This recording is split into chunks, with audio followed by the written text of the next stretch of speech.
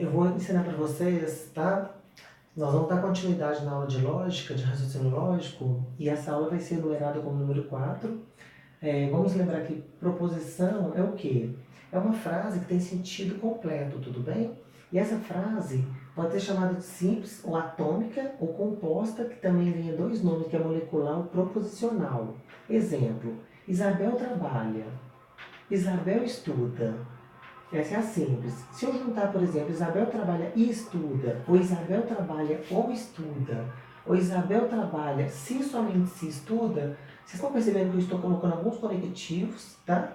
E cada um deles vai exercer uma função diferente. Por exemplo, esse I aqui, como a gente já viu em algumas aulas anteriores, ele só aceita verdade, tá? E eu vou dar uma aula para vocês falando da tabela verdade, explicando quanto que vai dar verdadeiro ou falso. Exemplo aqui. Se uma pessoa perguntar para você assim, o sol está lindo, você não pode classificar isso como verdadeiro ou falso, ela está fazendo uma pergunta para você, tá? Então, proposição, dá uma estudada com mais calma, porque essas aulas são resumidas mesmo para a gente fazer a prova, tá bom? Da Câmara dos Deputados que está chegando, por exemplo, e a tendência é as provas ficar tudo de raciocínio lógico, tudo bem? Então a gente vai fazer um monte de vídeo para a gente dar prosseguição nos exercícios. Prosseguimento, me desculpa. Nós vamos trabalhar aqui com dois princípios na lógica, e nós temos o princípio da não contradição. O que é o princípio da não contradição? Esse símbolo aqui significa negação. Uma proposição, né, não pode ser verdadeira e falsa ao mesmo tempo. E nós também temos o princípio do terceiro excluído, tá bom? Que fala que uma proposição, né, que é uma frase, ela pode ser somente verdadeira ou falsa, tá? Não tem a tipo mais ou menos, o terceiro, tá bom? E outra coisa que eu quero falar para vocês de perguntarem para mim o que é, por exemplo, deixa eu lembrar aqui, é uma palavra proposição, tá ligada com ela? Eu vou lembrar aqui. Então vamos para os símbolos aqui. Vamos começar do mais fraco, do mais forte. Eu vou passar um exercício para vocês. Vai ter uma aula só de exercício. Toda vez que a gente tiver algumas frases, por exemplo, uma negação, um i, um ou, um se somente, um se, um sim então, você vai seguir essa ordem aqui. Você sempre vai começar a valorar pela negação, depois você valora pelo i, tá? Ou, o se então, e finalmente se somente se, tá bom? Que a gente já viu na aula 2 ou 3, se eu não me engano, que quando vai dar verdadeiro ou falso esses conectivos. Eu vou ensinar a tabela na próxima aula. Eu também trouxe aqui alguns símbolos que a gente vai precisar. Essa barra aqui significa tal que. Esse é ao contrário significa existe. Esse é ao contrário com uma barra significa existe somente um e se somente um. Esse A de cabeça para baixo eu acho interessante demais. É o para todo, tá bom? Eu coloquei um exemplo aqui. A chapeuzinho que significa I, B. Coloquei a seta, duas setas. O que você faz primeiro aqui? Sempre o i, tá vendo? Que não tem negação. Então eu coloquei o parêntese. Logo em seguida vem o se, então, né? E finalmente o se somente se. E eu queria lembrar que o se então substitui o todo A e B, que está lá na aula 1, que a gente estudou particular universal, todo, algum, nenhum. Por exemplo, todo A e B. Todo professor é ótimo. É o mesmo falar, se é professor, então é ótimo. E não esqueça que se eu falar que todo professor é ótimo, que todo A é B, o A está sempre contido no B. Aí a gente cai lá na matéria de conjunto, tudo bem? Eu coloquei também aqui pra gente, tipo um exemplo assim, ó. Paulo joga futebol ou Paulo joga bola. Por exemplo, I, né, que é o chapéu, Jorge ganhou na Mega Sena. O que eu faço primeiro aqui? Eu vou valorar primeiro o Paulo. Por quê, professor? Porque vocês percebem aqui que o Paulo está fazendo a ação do sujeito duas vezes. Ele joga futebol e bola. Depois o Jorge entra, tá bom? Então sempre a gente vai seguir essa ordem. Nos exercícios eu explico isso com detalhe. Vamos então continuar. Só um minuto, por gentileza.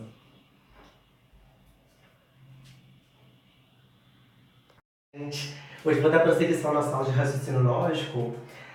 Quem não está por dentro é só ir no YouTube, tá? E assistir. Nós já temos algumas aulas gravadas, tá na sequência. Hoje eu vou falar para vocês de tipo de argumento, parte 2. que é um argumento dedutivo? O argumento dedutivo a gente vai encontrar ele muitas vezes no silogismo, tá? E quando a gente fala de dedução, o argumento pode ser válido ou inválido. Vocês vão ver daqui a pouco que a indução e a abdução não está ligada com o argumento válido ou inválido, está ligada à probabilidade, tudo bem? Então vamos lá. Argumento dedutivo, ele vai partir de uma universal para uma particular, que é na aula número 1 a gente tem esse resumo aqui, tá bom? Por exemplo, o todo é uma partícula universal, o algum é uma partícula particular. Eu vou dar um exemplo para vocês. Se eu virar para vocês e falar assim, ó, aqui eu tenho um silogismo, né? Uma proposição simples e uma conclusão. Todo homem é um animal. Eu sou homem, logo eu sou um animal. Isso que a gente vai descobrir que é verdadeiro. Vamos ver de uma forma mais abrangente. Se eu falar para vocês que todo homem é um animal, eu posso colocar o seguinte: todo homem é um animal. Então todos os homens estão dentro do conjunto dos animais. Então se eu sou um homem, olha para vocês verem, olha, nesse caso aqui, eu sou um animal automaticamente. Então esse argumento aqui ele é válido, tudo bem? Exemplo. Aí eu coloquei um exemplo aqui para a gente começar. Todo pernilongo é um inseto. Eu sou um pernilongo, logo eu sou um inseto. Vamos ver se essa conclusão aqui é absoluta. Nesse caso aqui a gente vai entrar em umas regras de dedução, tá? Que na próxima aula eu vou estar falando para vocês. Porque essas aulas aqui eu estou dividindo elas em pedaços porque a lógica como um todo, ela está totalmente entrelaçada. E nós vamos aprender na próxima aula o modus ponens e o modus tollens. O que é o modus ponens? É o modo de afirmar. Exemplo, todo pernilongo é um inseto. Se eu sou um pernilongo, eu sou um inseto? Sim. Essa conclusão aqui, ó, ela é consequência necessária das premissas. Por que necessária, professor? Porque quando a gente fala a palavra necessária, vai sempre vir depois do então. E quando eu falo consequência suficiente, vai ser sempre o se, tudo bem? Então vamos começar. Aqui eu posso deduzir o seguinte: se todo pernilongo é um inseto, eu poderia colocar o seguinte: todos os pernilongos é um inseto. Então eles estão dentro do conjunto dos insetos. Olha para vocês verem. Então, se eu sou um pernilongo, lógico que eu sou um inseto. Vamos fazer a conclusão, vamos fazer o teste da conclusão falsa, né, que a gente aprendeu na aula número 3. Se eu supor que essa conclusão aqui é falsa, automaticamente a gente aprendeu que, quando uma conclusão é falsa, uma das premissas tem que ter falsa, ou todas. Então, vamos lá. Essa premissa aqui ela é verdadeira por hipótese, porque ela é simples. Então, eu vou chamar aqui de V. Se essa premissa é verdadeira, automaticamente essa frase é verdadeira. Se aqui é verdadeira, aqui também é verdadeiro. O que a gente aprendeu? Se aqui é verdade, vocês concordam comigo ou não? Aqui, esse termo aqui, pelos conectivos, ele vai ser o quê? Para que aqui dê falso, aqui tem que ser falso, porque vera ficha, né? Então aqui vai dar falso. Então aqui vai ser automaticamente falso. Então, esse argumento aqui ele é válido, entende? Agora vamos ver um caso de um argumento inválido. Olha para vocês verem, ó. Toda pessoa que tem curso superior tem ensino médio. Eu tenho ensino médio, então eu tenho curso superior. Vamos fazer um desenho para ficar mais fácil por enquanto. Ó, toda pessoa que tem um curso superior tem ensino médio. Então, vou colocar as pessoas que têm curso superior dentro do conjunto das pessoas que têm ensino médio. Tá aqui. Lembrando que quando eu falo que toda pessoa que tem um curso superior tem ensino médio, é a mesma coisa que falar: se eu tenho um curso superior, então eu tenho ensino médio. Aí ele fala: eu tenho ensino médio, então se eu tenho ensino médio, vocês concordam que eu posso estar aqui ou aqui? Eu não posso estar em dois lugares ao mesmo tempo, esse argumento aqui é inválido. E ele fala que ele vai ter o curso superior. De jeito algum, porque se eu tenho ensino médio, eu não tenho curso superior. Não é para vocês verem. E eu consigo provar para vocês através do teste da conclusão falsa. Vamos supor, igual a gente fez aqui, que essa conclusão aqui ela é falsa. Se essa conclusão for falsa, o que a gente aprendeu? Que uma dessas premissas tem que ser, pelo menos uma tem que ser falsa. Essa aqui já é verdadeira por hipótese, porque ela é simples. Ok. Então vamos ver se essa premissa vai ser falsa. Se aqui é verdadeiro, automaticamente aqui é verdadeiro. O que vocês aprenderam comigo nos conectivos? No sim, então, só vai dar falso se der vera ficha. Como aqui é verdadeiro, automaticamente esse S aqui, que é o superior, ele sendo verdadeiro ou falso, essa partícula vai ser o quê? Verdadeira. Concordam? Então, esse argumento aqui é inválido, porque não existe conclusão falsa com duas premissas verdadeiras. E quando isso aqui acontece, nós falamos isso um pouco na aula passada, é só vocês assistirem. Nós temos uma falácia ou um sofisma. O que é uma falácia ou um sofisma? É um argumento que parece ser válido, ele tenta nos enganar. Só que no fundo, a gente vai descobrir que ele é inválido, tudo bem? E aqui o que acontece? O que está acontecendo aqui? VOF, por mais que eu chamei aqui de F, vocês viram que no teste o S pode ser VOF? Nós temos um princípio na lógica que é o princípio da contradição.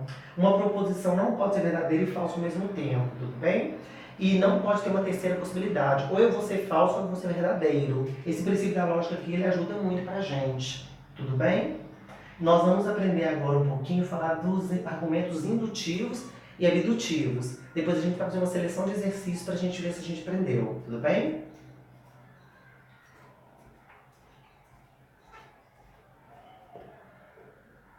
Boa tarde, gente. Então nós vamos terminar nossa aula de argumentos indutivos e abdutivos, tudo bem? Então olha para vocês verem. A gente está falando de tipo de argumentos parte 2, né? Os argumentos indutivos a gente vai encontrar na lógica formal, tá? E na lógica informal. O que significa isso, professor? Quando eu falo de lógica formal, estou falando de valoração, aqueles conectivos sim, então, tá, ou, e.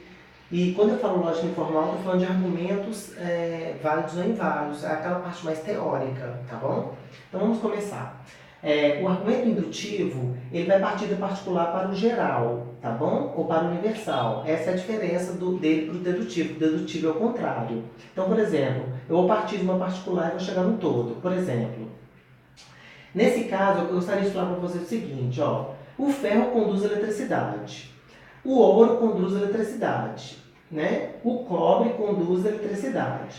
Logo, eu posso afirmar que todo metal conduz a eletricidade? Sim. Está vendo que eu parti do particular e cheguei no universal? Então, o indutivo vai ter esse sentido, tá bom? Inclusive, ele tem um caráter probabilístico. Então, na prova de raciocínio lógico, eles podem colocar uma questão de probabilidade, fazendo esse entrelaçamento. Por exemplo, eu gostaria de falar para vocês o seguinte, quando eu falo de indução, eu não posso falar de validade e invalidade de argumento. Isso aqui só cabe a argumento dedutivo e cai lá no silogismo categórico, tudo bem?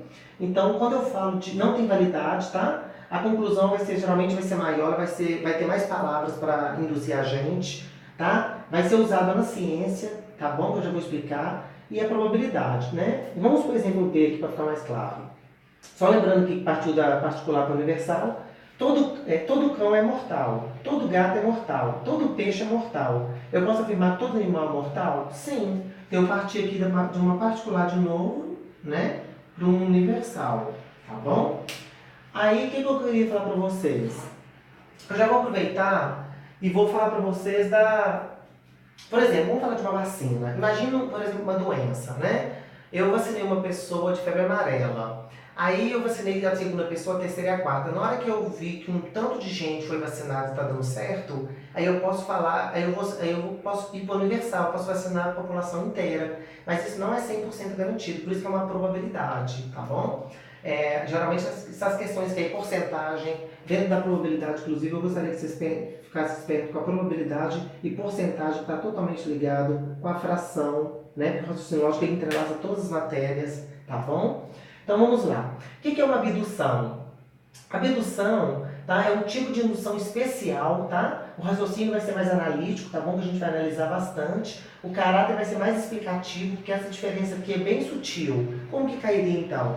Bom, geralmente as questões de prova, eles vão falar de investigação policial, detetive, medicina, tá? Por exemplo, uma enfermidade, um conjunto de sintomas, né? Imagina que uma pessoa está com uma dor de cabeça, aí apareceu em um outro bairro uma pessoa com outra dor de cabeça. Aí eles vão pegar todas as pessoas e ver se os sintomas baixos para ver se chega naquela determinada doença, ou seja, particular para universal, tá bom? E os cientistas forenses também, eles usam muito a abdução, tá? Isso aqui cai pouco no concurso, mas é bom saber para o curso ficar completo e você não errar. O que eu queria te contar? Por exemplo, imagina uma situação assim, ó, numa escola aconteceu um crime. Dentro da escola tinha 50 pessoas, tá? Mas dentro da sala que ocorreu o crime, tinha 9 pessoas dessas 50, tá? E dessas 9 pessoas, 3 eram homens, e diz que quem matou era homem. Então, automaticamente, eles vão buscar esses 3. Com certeza, o assassino vai estar aqui. Então, a abdução é muito usada nesse sentido, tá bom? Então, por aqui, eu vou deixar a nossa aula número 4, tá? Eu vou para vocês. E na próxima aula, a gente vai falar das regras de inferência, tá acabando. Vou falar dos conectivos equivalentes, tá? Das equivalências lógicas. E vou falar da negação, por exemplo, de todos os conectivos, tá bom? e a gente vai começar a fazer exercício. Espero que você tenha entendido. Muito obrigado e até a próxima.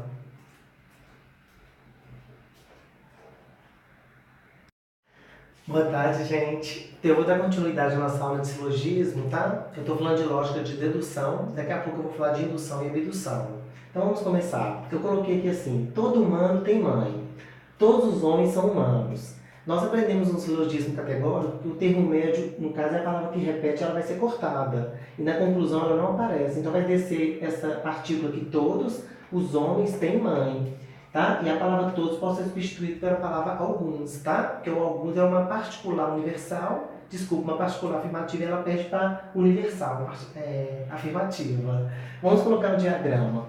Se eu falar para vocês que todo humano tem mãe, então o conjunto dos humanos está dentro do conjunto das mães, ou contido. Aí quando eu vir aqui e falo que todos os homens são humanos, eu posso colocar uma bolinha aqui dentro representando, falando que é os homens que são humanos. Eu posso concluir então que todos os homens têm mãe. Tudo bem? A gente vê no diagrama e aqui também. Vamos para o exemplo B. Todo brasileiro é mortal. Algum paulista é brasileiro. O que a gente pode concluir? Primeira coisa, eu vou cortar o termo médico brasileiro com brasileiro, né?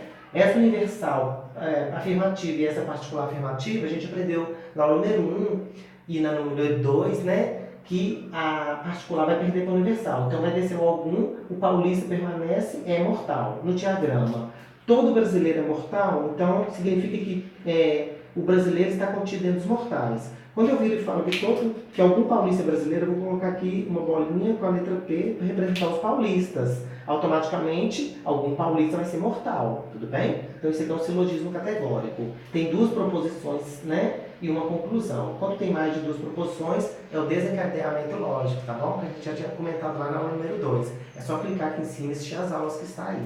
Vamos para o 3. Nenhum homem é imortal.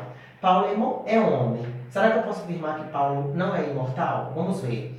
Vamos conversar. Eu vou cortar o homem com o homem, que é o termo médio, e a gente aprendeu também lá nas regras de silogismo categórico, que são 8, tá, gente? Que o Aristóteles descobriu há 300 anos antes de Cristo. Então ele fala o seguinte: quando eu tenho uma universal negativa e uma particular, a negativa sempre perde, então o não tem de aparecer. E o Paulo vai ter de descer porque ele é particular. Então vai ficar: Paulo não é imortal. Vamos ver isso aqui melhor no diagrama. Se eu viro e falo que nenhum homem é imortal, então o imortal está aqui e os homens estão aqui fora porque nenhum homem é imortal. Se eu viro e falo que Paulo é homem, então eu vou colocar uma bolinha aqui dentro do homem, né, que é o Paulo. Paulo é homem. Automaticamente o Paulo não é imortal. Então no diagrama você verifica isso. Tudo bem? Na próxima aula, nós vamos aprender uma regra de inferência, que é o silogismo hipotético. Já está quase acabando as aulas do nosso curso de lógica básica que eu passei. Aí eu vou falar um pouquinho para vocês aqui. Se eu vir e falar assim, ó, se eu tenho um bom currículo, então eu vou arrumar um emprego. Aí eu vou e afirmo: eu tenho um bom currículo, logo eu vou arrumar um emprego. Esse argumento aqui ele é válido, tá bom? E a gente vai conhecer daqui a pouco uma regra conhecida como modus ponens, ou modo de afirmar. Como assim, professor? Essa conclusão aqui, ela é uma consequência, tá? Necessária das premissas, porque quando eu falo a palavra necessária, vai vir sempre depois do então. Lembrando que a setinha se, então, né? Lá dos conectivos também, que está na aula 2 ou 3. Ok. Vamos aqui nesse caso. Se eu tenho um bom currículo, então eu vou arrumar um bom emprego. Ora, eu não tenho um bom emprego, então eu não tenho um bom currículo, tá? Isso aqui também nós vamos aprender na próxima aula, que é uma regra de inferência conhecida como modus tollens, ou modo de negar, tá bom? E esse argumento aqui ele é válido, eu vou te mostrar já já. A gente pode falar que isso aqui a gente usou a regra da conta positiva, que eu passei o E para cá, que era positivo, ficou negativo, ou da contra recíproca, tá?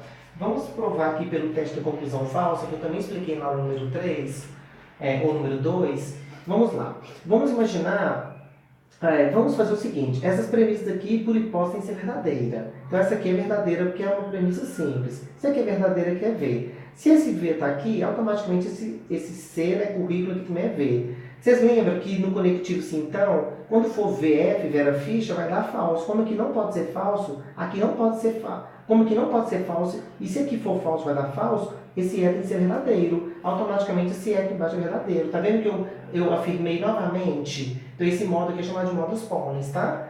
E vamos ver aqui. Se eu tenho um bom currículo, eu arrumo um emprego. Eu não tenho um emprego, então eu não tenho um bom currículo. Vamos ver. essa premissa aqui ela é verdadeira por hipótese. Aqui é V. Automaticamente, isso aqui é V, aqui tem que ser F. Lembra? VF. Se der vera ficha, vai dar falso. Então aqui não pode ser F, então aqui tem que ser falso. Se aqui é falso, automaticamente aqui vai ser verdadeiro. Tá bom? Então olha para vocês verem. O que acontece? Aqui eu tenho uma consequência, agora não mais necessária das premissas, e sim suficiente das premissas, porque o se está do lado de cá, tá bom? Apesar que se eu trocar de lugar aqui, vai ficar tipo assim, ó. Se eu não arrumar um bom emprego, então eu não arrumo um bom currículo. Olha que interessante, gente. Nesse caso aqui, ó, eu estou afirmando essa consequência aqui, essa conclusão é consequência agora necessária das premissas, ó. Então isso aqui eu acabei negando aqui, né? Afirmei a negação, isso aqui é o modus tollens, tá? Na próxima aula eu vou explicar isso com mais detalhe para vocês. Só lembrando que isso aqui vai despencar na prova da Câmara dos Deputados, tá bom? E na prova da Secretaria de Educação para professor, tem um tópico lá que é raciocínio lógico. Eu tenho certeza que vai cair uma questão de sequência, uma questão de argumento e pode cair silogismo. Isso aqui não deve cair. Mas eu acho muito legal vocês assistirem essas aulas com paciência, tá bom? E a gente está aqui para ajudar. Muito obrigado, espero que vocês tenham entendido. Até daqui a pouco.